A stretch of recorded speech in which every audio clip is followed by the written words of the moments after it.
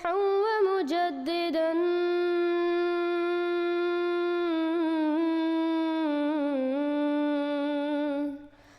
فارنوا بنظر طاهر وجناني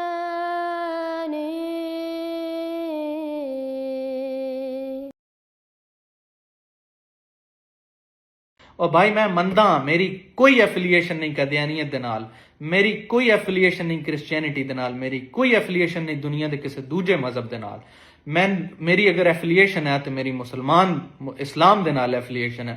मैं अपने आप नूं मुसलमान आदा हाँ, मैंने तुहाडे कोलों कोई सर्टिफिकेट लैण दी जरूरत नहीं है। अस्सलाम वालेकुम जी, एक खास मुद्दे दे उत्ते चंद गल्लां करनियां तुहाडे नाल। एक वीडियो बड़ी गर्दिश कर रही है कि कुछ फोटो लगी हुई है डॉक्टर अब्दुल सलाम की, तो माशाल्लाह डायरेक्टर साहब से बात हुई है, उन्होंने हमें इजाज़त दी है कि हम इसको जो है ना इसका मुंह काला करके इसको जो है ना दिखाएं आवाम को कि ये चीज़ हमारे माशरे में पूरे पाकिस्तान में इंशाल्लाह नहीं चलेगी।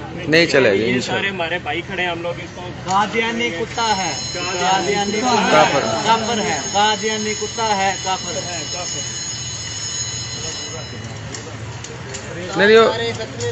जिंदाबाद जिंदाबाद। मैं दो त्रै गल्लां इत्थे तुहानू करना जिहड़ा है वो जरूरी समझदा वां।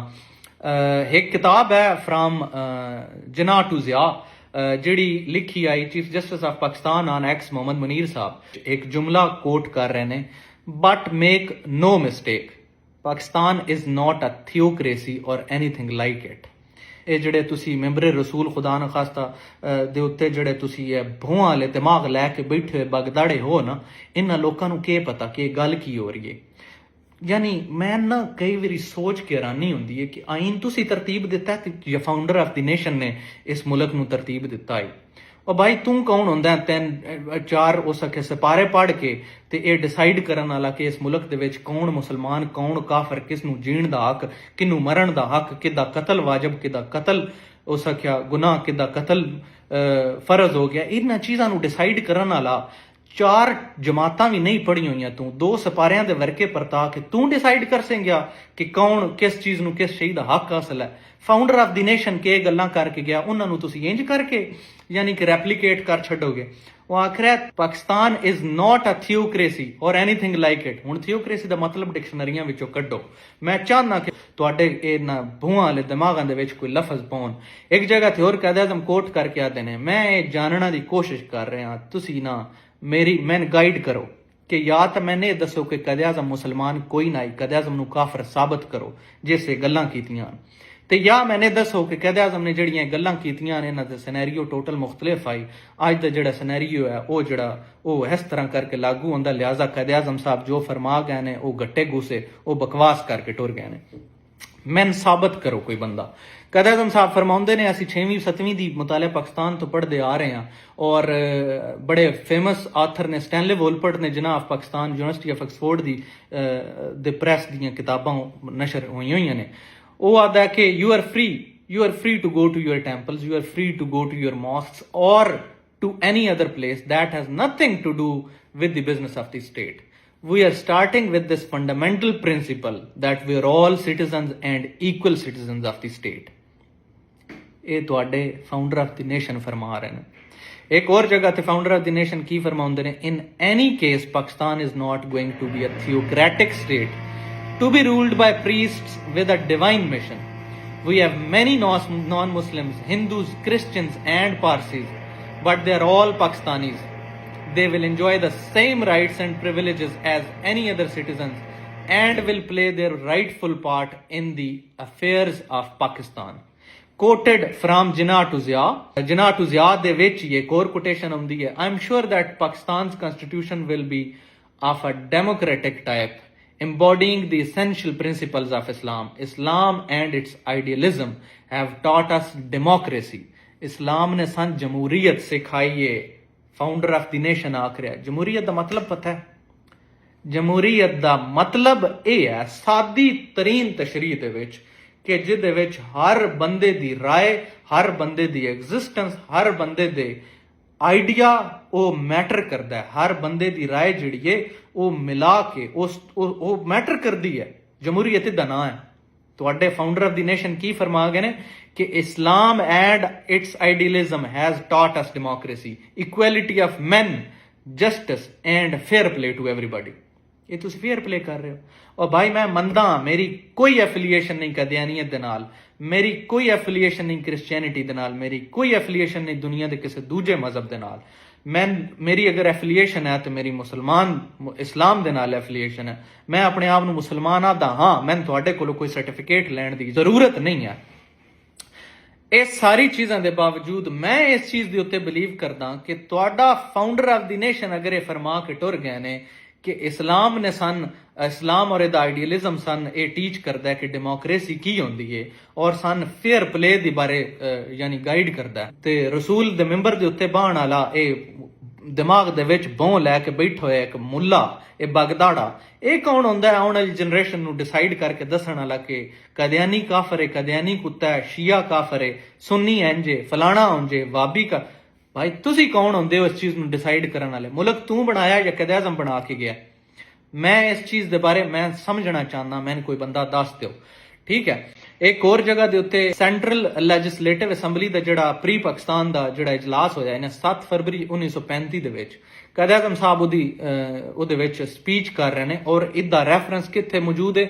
Some recent speeches and writings of Mr. Jinnah. Religion should not be allowed to come into politics. Religion is merely a matter between man and God.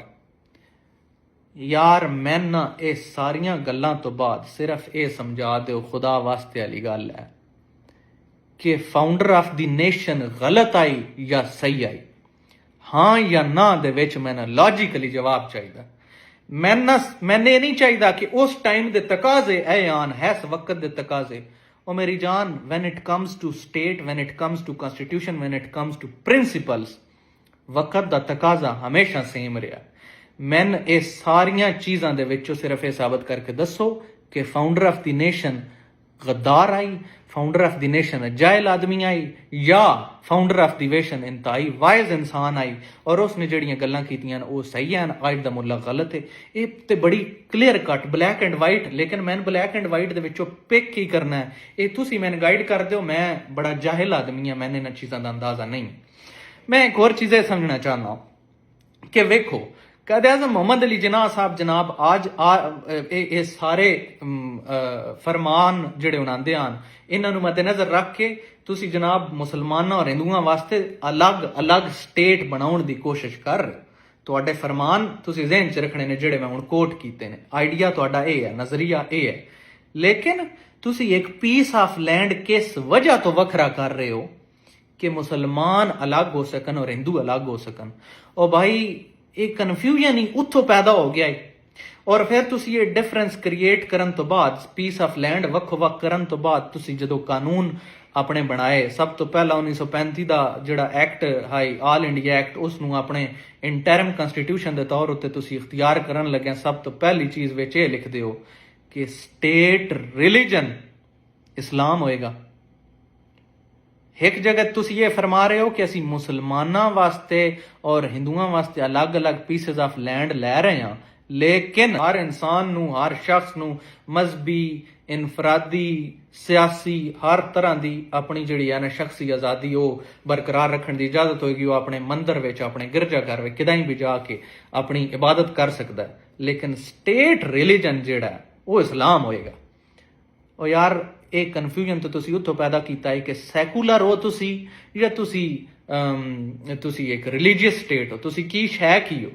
ਮੈਂ ਬੜਾ ਕਨਫਿਊਜ਼ਨ ਦਾ ਸ਼ਿਕਾਰ ਹਾਂ। ਇਹ ਸਾਰੇ ਤੋਂ ਤੁਸੀਂ ਨਤੀਜਾ ਕੀ ਅਖਜ਼ ਕਰਨਾ ਹੈ ਇਹ ਤੁਹਾਡਾ ਆਪਣਾ ਜ਼ਿਹਨ ਹੈ, ਤੁਹਾਡੀ ਆਪਣੀ ਰਾਏ।